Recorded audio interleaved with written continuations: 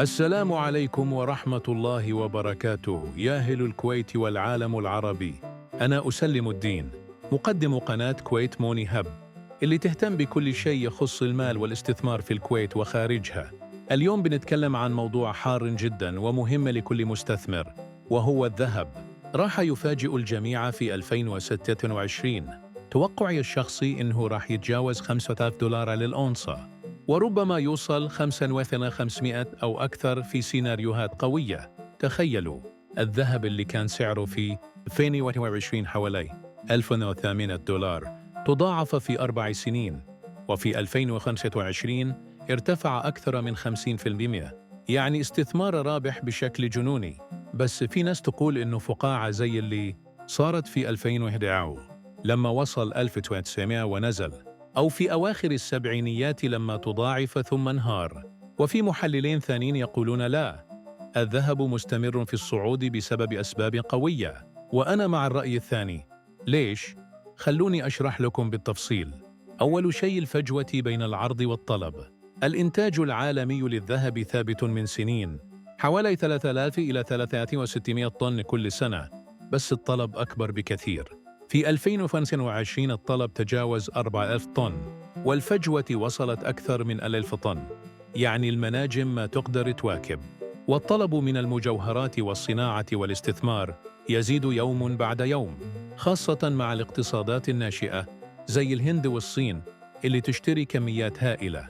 ثانياً، البنوك المركزية من 2022 وهي تشتري أكثر من 1000 طن سنوياً، وفي 2025 توقعوا 750 إلى 900 طن.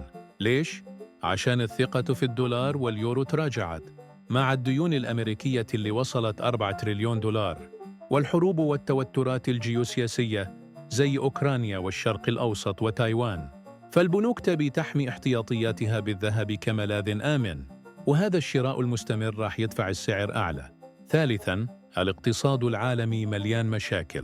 في الصين أزمة عقارية كبيرة، والتضخم عالي في كثير دول، والفائدة عالية بس ممكن تنزل وتسبب تضخم أكبر. كل هذا يجعل الذهب جذاب. تخيلوا لو صارت حرب أو أزمة جديدة، السعر راح يطير. بس خلاص، مو معناها إنكم تشترون كل فلوسكم ذهب، لازم تحذرون. الذهب متقلب، ممكن ينزل 10 و20% في أسابيع. فأنا أنصح تخصيص 10 إلى 20% من محفظتكم الاستثمارية في الذهب حسب وضعكم المالي وتحملكم للمخاطر. كيف تشترون؟ في الكويت سهل، روحوا لمحلات الذهب في سوق المباركية أو السالمية، اشتروا مجوهرات أو سبائك، أو عبر الإنترنت من خلال صناديق المؤشرات زي GLD أو IAU اللي تتبع سعر الذهب بدون ما تحتاجون تخزنونه. وإذا تبون مخاطر أعلى، استثمروا في أسهم شركات التعدين زي نيومونت أو باريك، بس بحذر لأنها تتأثر بالتكاليف والإنتاج. في النهاية، الذهب مو بس استثمار، هو حماية لثروتكم في أوقات الاضطراب. فتابعوا القناة لمزيد من النصائح. لا تنسوا اللايك والاشتراك، وشكرا لكم. مع السلامة.